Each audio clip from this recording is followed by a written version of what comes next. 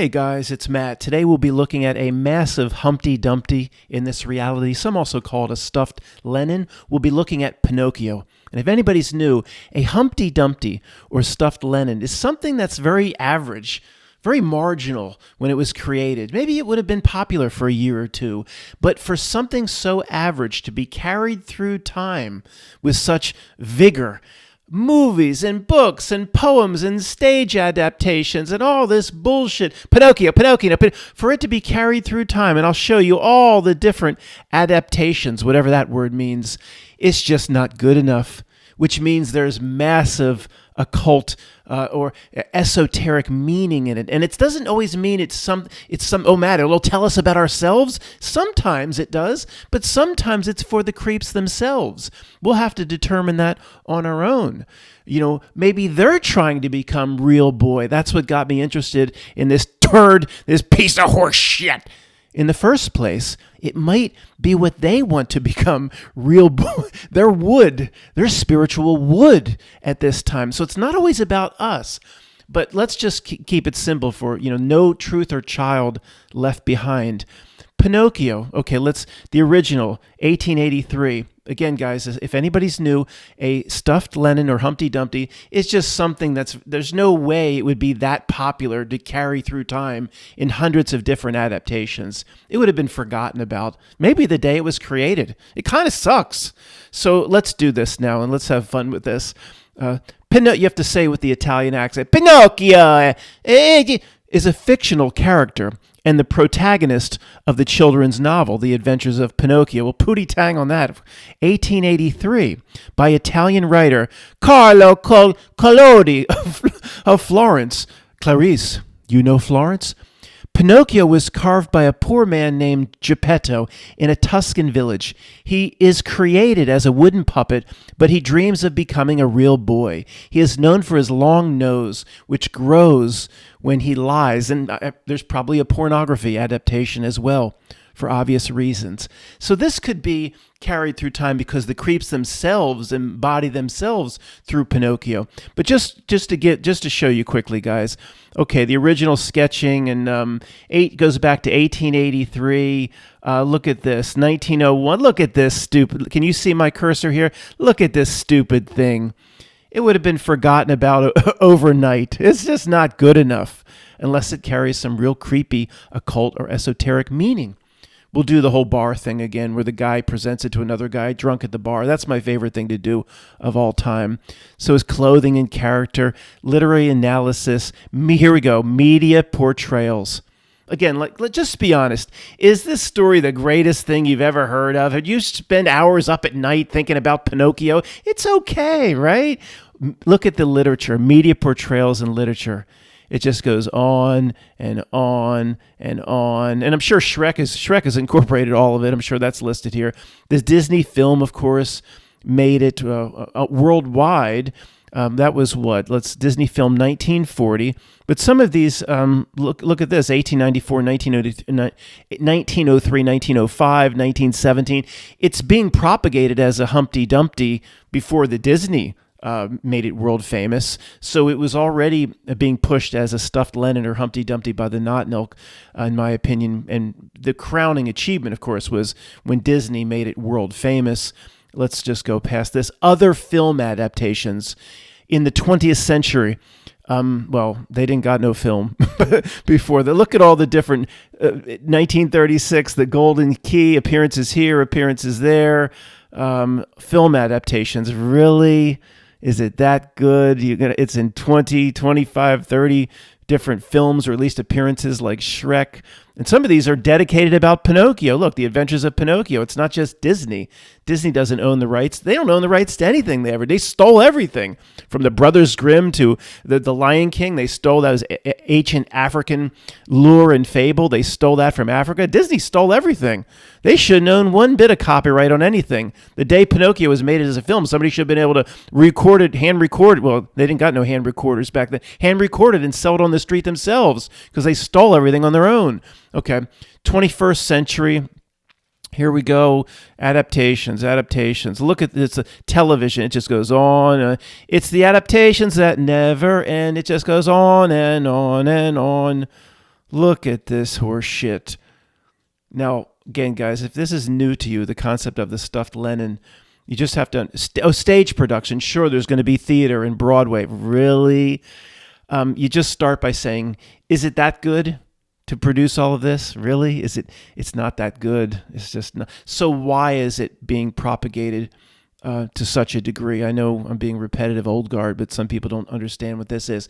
Because it means something very important to the creeps, or in some cases with a stuffed Lenin or a Humpty Dumpty, there is a tremendous spiritual meaning that reality itself has to carry through time. So we notice it. So potentially we can take the meaning away from it. Not your friends and family. They'll think we're crazy for taking any meaning away from anything. But this, to me, and I haven't seen it for 35 years or 40 years or whatever it was, maybe even more than that. I haven't seen it for 42 years.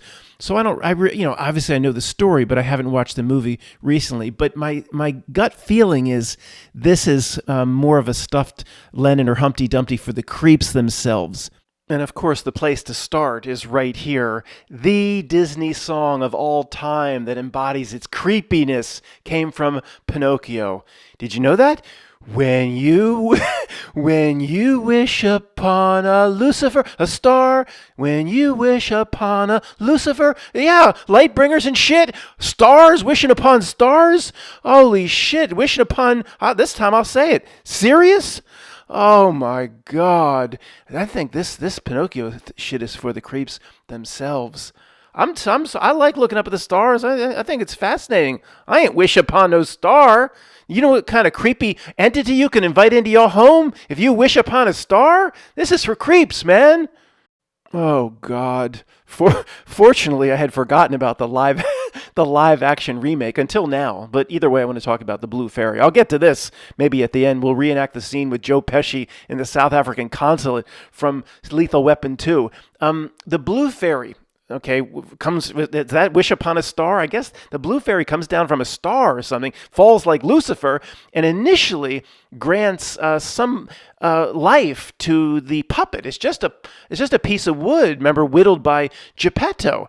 And the Blue Fairy is what demon possesses the piece of wood so it can walk and talk and run around. Like, how creepy would that be if you saw a little piece of wood that was a puppet running around? Be like Annabelle. Isn't there like a horror movie called Annabelle? But here's the point.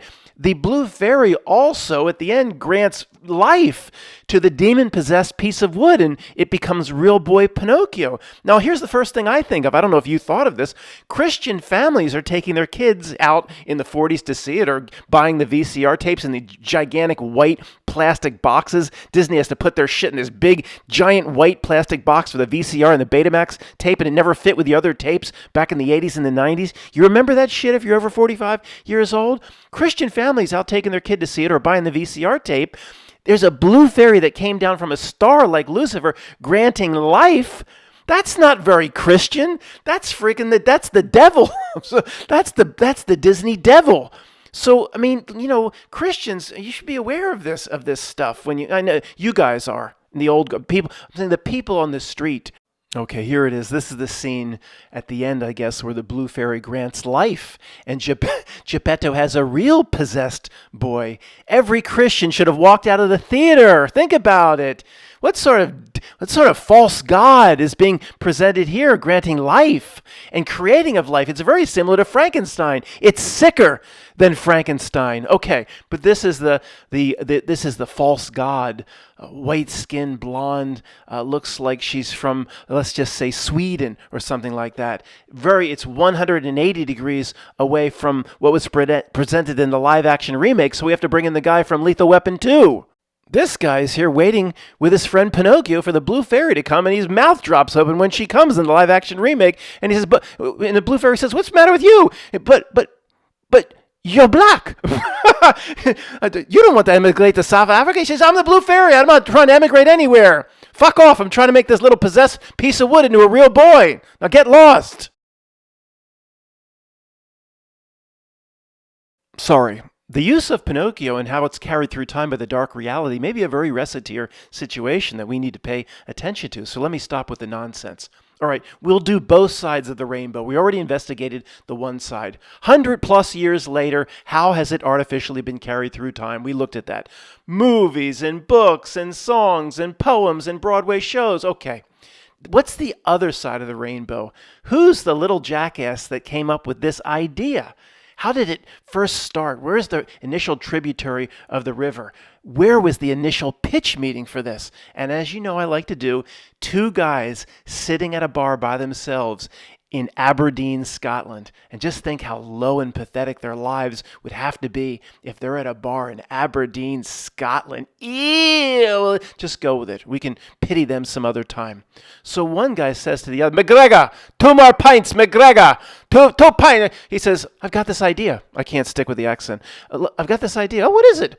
It's a children's story. See, there is a Italian, what is he, a bread maker or something. He whittles little puppets into wood. His name's Geppetto. Some Itai? Yeah, it's an Italian story. Not everything has to be from the Highlands here. Run, hide, the Highland way. It's an Italian story, okay? Just go with it. He whittles a little puppet, and then he longs for it to be a real boy. Is he some sort of perv? No. Let me finish the story.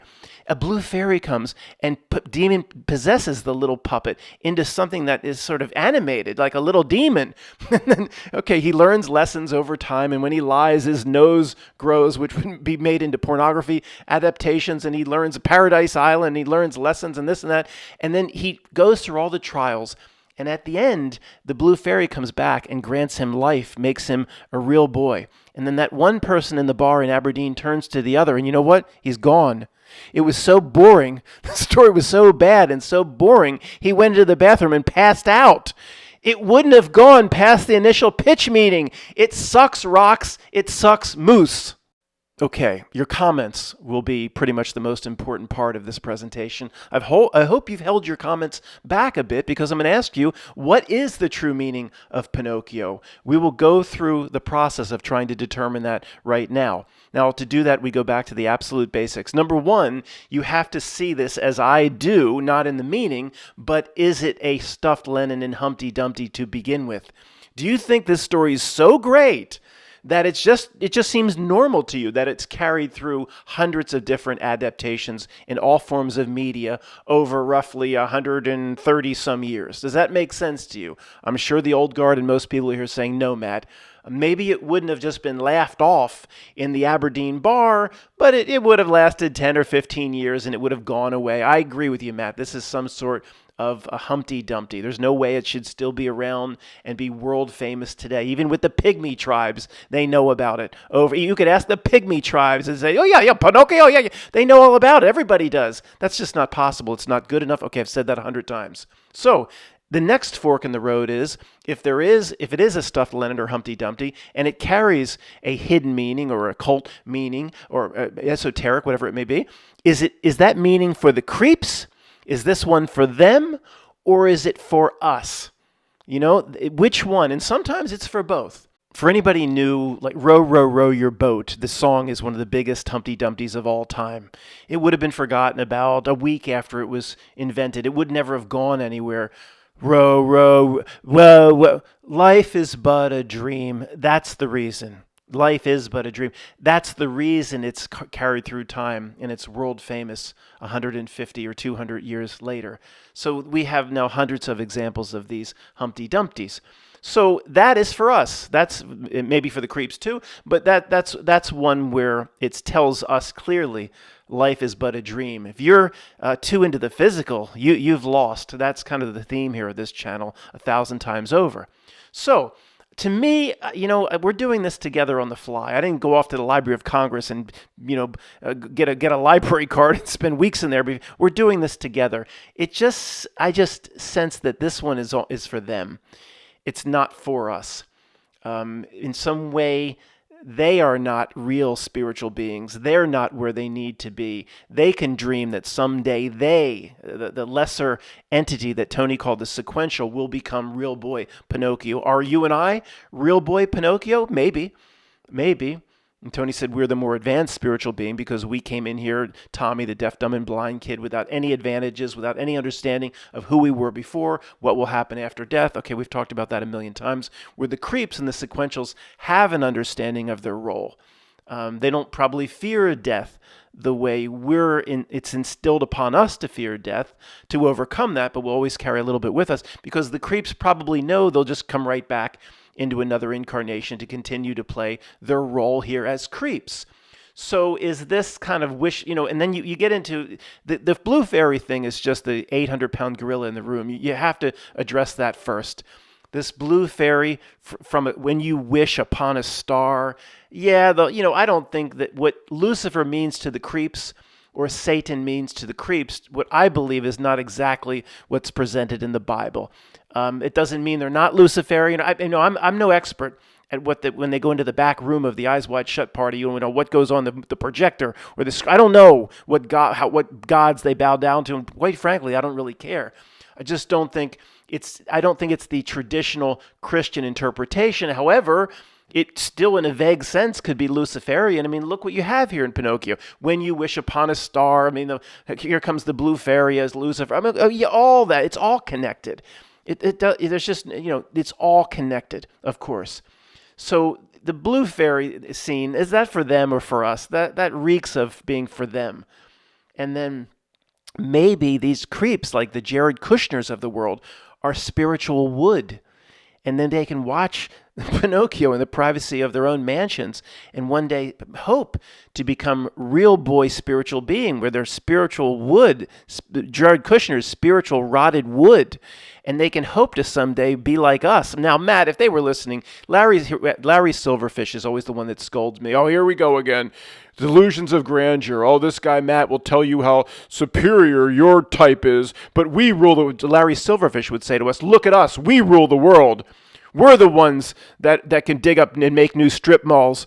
We're the ones that can make two WTC complexes 2 into 1 into one world trade. We're the ones that control the stock market. And I would say back, if I was taking a podium against Larry Silverfish, well, yeah, I agree. You are the ones. You do rule that. You are responsible for the government shutdown. Okay, you have all that.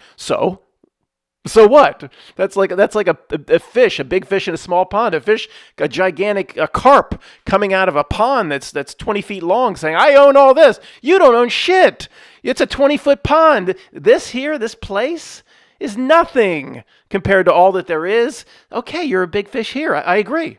So, yeah, okay, I'm real. I'll even give you one more, Larry Silverfish. I am very low here. So, I'm here for 80 years or whatever. It's nothing. So what? What kind of asshole carp would keep saying how great his little pond is when he's 100 feet away from the ocean? So back to the most important question, your inner knowing. Do you feel that this presentation is for them, for the creeps, for the Notnilk, for the George Bush creatures, or for the Henry Kissingers of the world? Or is there a spiritual meaning for us to find?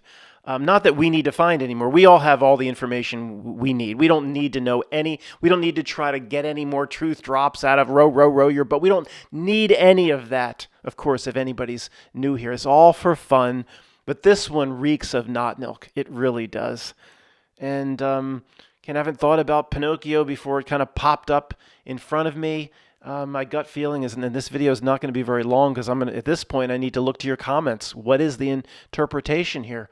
Right, without, again, putting a lot of time in, to me, they will become real boy Pinocchio. Their hopes to become real boy Pinocchio, whatever that means to them spiritually. I mean, if you remember the movie, and there's a lot of not nasty things Pinocchio goes through, but whatever is that called, that when he goes to is it Paradise Island or something? He drinks and he's around people that are like not cutthroats, but there's drink and smoke, and he gets in with the wrong nasty crowd. And would Jared Kushner raise his hand in the back of the classroom. Could you imagine if there was like a Jared Kushner day where we could bring some of these not-no creeps into our Amish classroom, like a show and tell? Jared Kushner might say the back of the Amish class, or he's back there sitting with the spitballers. We could say, "Do you want to say something here to the class, Jared?" He's like, "Well, I made a mistake thousands of years ago hanging out with the Baphomet, and I fell in with the wrong people, and now I want to get out of this. I'm playing this role as a sequential incarnation to screw over the real spiritual being here, but now I want out." And does Jared want to become real boy Pinocchio like us? Maybe. I don't know. I'll look to your comments. But remember it from the movie. Pinocchio, it's not all friendly. I mean, Pinocchio gets involved in the middle with some dark stuff. And I don't, again, it's been so long and I don't know all the particulars of the plot. But what does he overcome? Why is he deserving, according to the Blue Fairy, to be real boy? Well, Matt, if the Blue Fairy's some sort of from a star, a fallen star or fallen angel, some sort of Lucifer character, maybe it's Matt. Remember, it's not Lucifer is granting the real boy status. So if it's some sort of Lucifer granting the real boy status, how is that real boy status then putting it on the same level as us? Were you granted real spiritual status by a Blue Fairy, Matt? I hope not. I don't know. I know I wasn't, but I don't have all the answers here. If I went off and I paid $5 to get my own cubicle in the Library of Congress, and I spent all day, I probably, we do one video a month. I bet I could do a nice 2-hour presentation on Pinocchio. But at this point, it's about me floating ideas, and then your comments fill in the final 25%, in some cases the final 50%. So that's why I whenever there's a video like this, guys, hold your comments as long as you can. People start commenting in the first minute or two. Just hold back.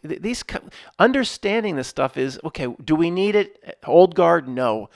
But I mean, in terms of us navigating this reality, especially if you're 4th, 5th, 10th grade truther, it's very important. And, usually what's discussed initially is what the comments focus on, where this really should have been about holding off the comments and at the end saying, what's your interpretation of Pinocchio? Number one, is it for us or for them? Is it for creeps? And whichever one you decide, what is the meaning? Because if you see it as a Humpty Dumpty, there's no question that it's carried through time artificially because of the meaning that it carries. Thanks for listening.